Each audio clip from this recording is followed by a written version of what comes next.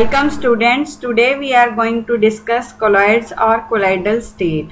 It is non-crystalline state in which the size of particles is such that they can pass through filter paper but not through the animal membrane.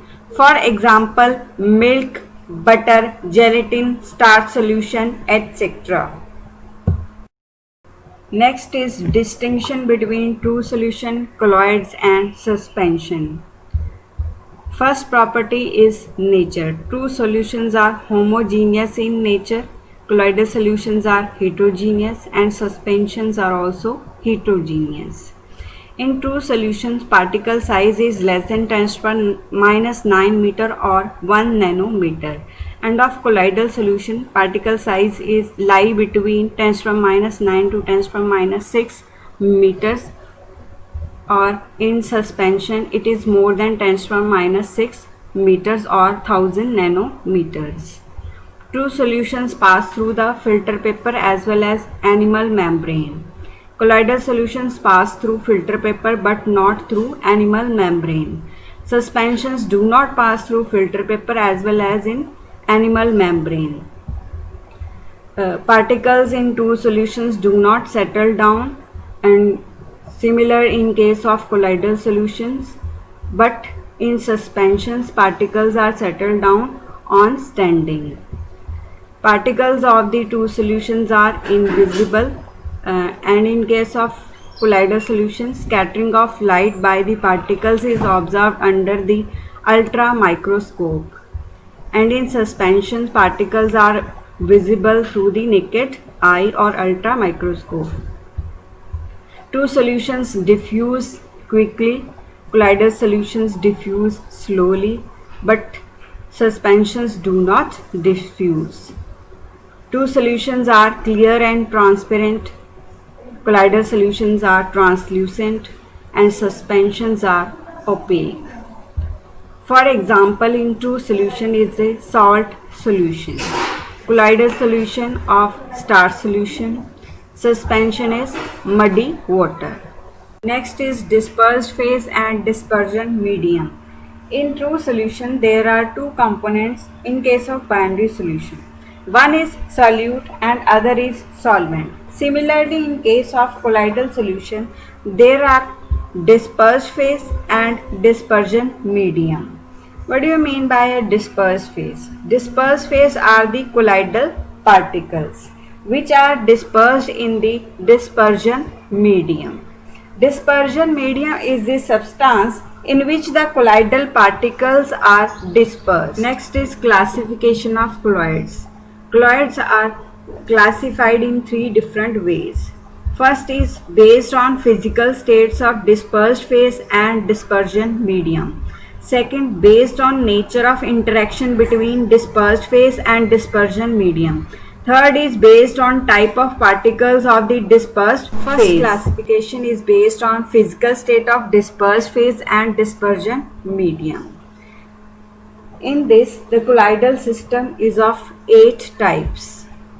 First is solid in solid, in which solid is the dispersed phase and solid is also the dispersion medium, and the type of colloid formed is solid sol. For example, colored glasses and gemstones. Second is solid in liquid. Our type of colloid is sol. For example, paints, cell fluids, etc. Third is solid in gas. Our type of colloid is aerosol. For example, smoke, dust, etc. Fourth is liquid in solid. Type of colloid is gel. For example, cheese, butter, jellies, etc. Next is liquid in liquid. Type of colloid is emulsion. For example, milk, hair cream, etc. Next is liquid in gas. Type of colloid is aerosol. For example, fog, mist, cloud, etc. Next is gas in solid.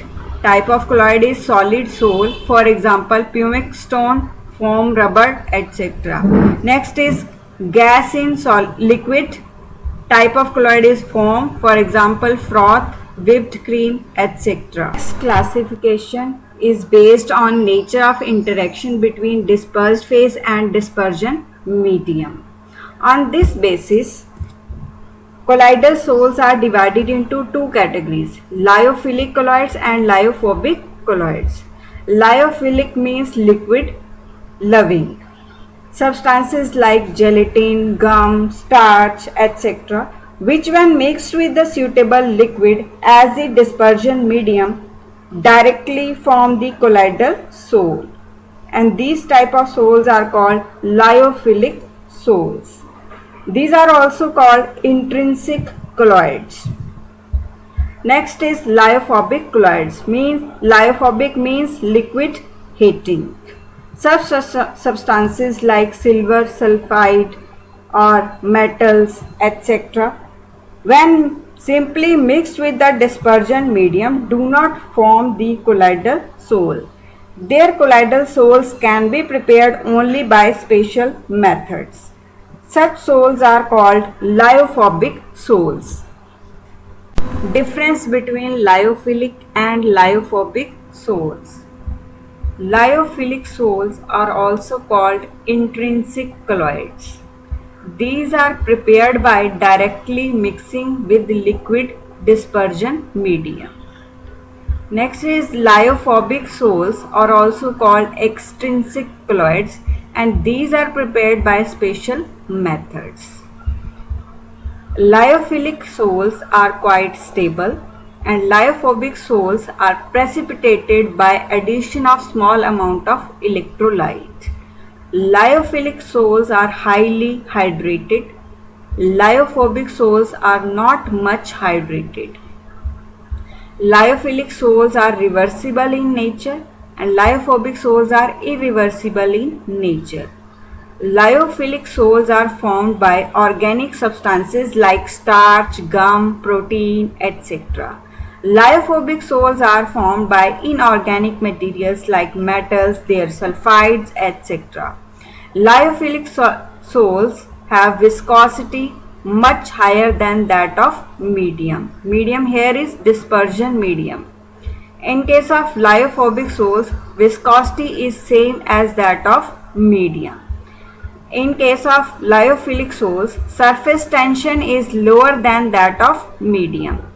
In case of lyophobic sols, surface tension is same as that of medium. Next classification is based on the type of particles of the dispersed phase. It is divided into three categories. First is multimolecular colloids, in which large number of atoms or molecules aggregate together to form colloidal particles. For example, gold sol.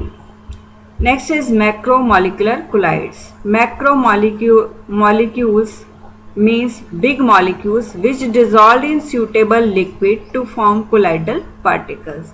For example, cellulose, nylon, etc. Next is associated colloids. Associated colloids, in which the substances when dissolved in a medium at high concentration exhibit colloidal state properties due to formation of aggregates, and these aggregates are called micelles. For example, soap solution. Mechanism of micelle formation. Let us take the example of soap solution. Soap is a sodium salt of higher fatty acid. For example, sodium stearate. When it is dissolved in water, it dissociates into negative and positive ions. The negative ions consist of two parts, non-polar long hydrocarbon chain called tail, which is hydrophobic, means water repelling, and the polar group, that is COO negative, called head, which is hydrophilic, that is water loving. The negative ions are therefore present on the surface with their COO negative groups in water, and the hydrocarbon chain staying away from it and remain at the surface as shown in figure. However, at higher concentration, these ions do not remain on the surface but are pulled into the bulk of the solution. As a result, at higher concentration, the negative ions form an aggregate of spherical shape with their hydrocarbon chains pointed towards the center and the CO negative parts outwards on the surface of the sphere. An aggregate thus formed is known as ionic micelle. The formation of micelle takes place only above a particular temperature called Kraft temperature and above a particular concentration called critical micelle concentration. Cleansing action of soap. Suppose some oil is sticking on the surface of a cloth as shown. When it comes in contact with soap solution, the stearate ions arrange themselves around it in such a way that hydrophobic parts of the stearate ions are in the oil and the hydrophilic parts project outside the grease or oil droplet. As hydrophilic part is polar, these polar groups can interact with the water molecules present around the oil droplet. As a result, the oil droplet is pulled away from the surface of the cloth into water to form ionic micelle, which is then washed away with excess of water. Preparation of colloidal sols. The lyophilic sols can be prepared directly by mixing the substance with the dispersion medium. For example, collidant, which is a 4% solution of cellulose nitrate prepared by dissolving in a mixture of ethyl alcohol and ether. But lyophobic sols cannot be prepared directly. This can be prepared by the following method. A is disintegration method. This is carried out by further three methods. First is mechanical disintegration. In mechanical disintegration, the disintegration is carried out in a colloidal mill or ball mill. A colloidal mill consists of two steel discs with a little gap in between and capable of rotating in the opposite direction at high speed. A suspension of the substance in water is introduced into the mill. The size of suspension particles is reduced to that of colloidal size. Second is electro-disintegration, also called Braddock's arc method. This method is employed for obtaining colloidal solutions of metals like gold, silver, platinum, etc. An electric arc is struck between two metallic electrodes suspended in a trough of water. The intense heat of the arc converts the metal into vapors, which are condensed immediately in the ice-cold water bath, resulting in the formation of particles of colloidal size. Third method is peptization. It is a process of converting fresh precipitate into colloidal particles by shaking it with dispersion medium in presence of small amount of electrolyte. The electrolyte added is called peptizing agent. For example, a reddish brown colored colloidal solution is obtained by adding small quantity of ferric chloride solution to the freshly precipitated ferric hydroxide as shown. What is the cause of peptization? As the electrolyte is added to a freshly precipitated substance, the particles of the precipitate preferentially adsorb one particular type of ions of the electrolyte, that is ions common with the precipitated substance. As a result, they get dispersed due to electrostatic repulsions. This gives particles of the colloidal size. Next method of preparation of colloidal sol is aggregation method or condensation method. This can be carried out in following ways. First is biochemical reaction. In this, it is further divided into following reactions. First is by double decomposition. In double decomposition, when hydrogen sulfide is passed through a dilute solution of arsenious oxide in water, a colloidal solution of arsenious sulfide is obtained. By reduction, gold are obtained in colloidal form by reduction of very dilute solution of their salts with a suitable reducing agent like AuCl3 and plus SnCl2 gives 2Au means gold sol plus 3 SnCl4. Next is by oxidation. Sulfur is obtained in the colloidal form when hydrogen sulfide is bubbled through the solution of an oxidizing agent like bromine water. Next is by hydrolysis. Ferric hydroxide or aluminium hydroxide salts are obtained by boiling solution of their corresponding chlorides as shown in the reaction. Next is by exchange of solvent. Substances like sulfur and phosphorus are fairly soluble in alcohol but less soluble in water. If their alcoholic solutions are poured in water, colloidal solutions of sulfur and phosphorus are obtained. Next is by condensing vapors of a substance into the solvent. Colloidal solutions of sulfur and mercury in water are prepared by passing their vapors in cold water containing a little stabilizing agent like ammonium nitrate. Next is by excessive cooling. Colloidal solution of ice in an organic solvent like ether is obtained by freezing a mixture of solvent and water. Purification of colloidal solution. Purification means process of reducing the impurities of electrolyte to the required minimum level. This can be done in the following ways. First is electrodialysis. What do you mean by a dialysis? It is a process of separating the particles of colloids from those of crystalloids by diffusion of the mixture through a parchment or animal membrane. Dialysis is used in the purification of blood in the artificial kidney machine. In electrodialysis, it is a separation of particles of colloids from those of crystalloids by the diffusion of mixture through a parchment or animal membrane under the influence of electric field. As shown in the figure, the impure sol is filled into the cellophane bag, which is then suspended into a vessel containing distilled water. After some time, all the crystalloids in solution pass out, leaving the colloidal sol behind in the bag.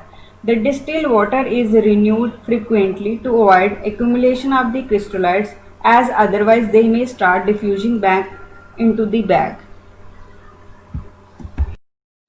Next is ultrafiltration, in which we can use ultrafilter membrane or filter paper of reduced pore size, because ordinary filter paper is permeable to colloidal dispersion, and these filter papers can be prepared by treating filter paper with colloidal solution or gelatin solution, followed by hardening by dipping into formaldehyde solution. By applying pressure, ultrafilters permit the solution of electrolytes to pass through it, but retains the colloidal particles. These colloidal particles form colloidal solution. Next method is ultracentrifugation.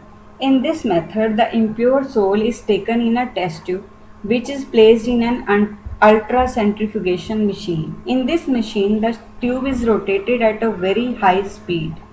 As a result, the colloidal particles settle down at the bottom of the tube, whereas the crystalloids and other soluble impurities remain in the solution.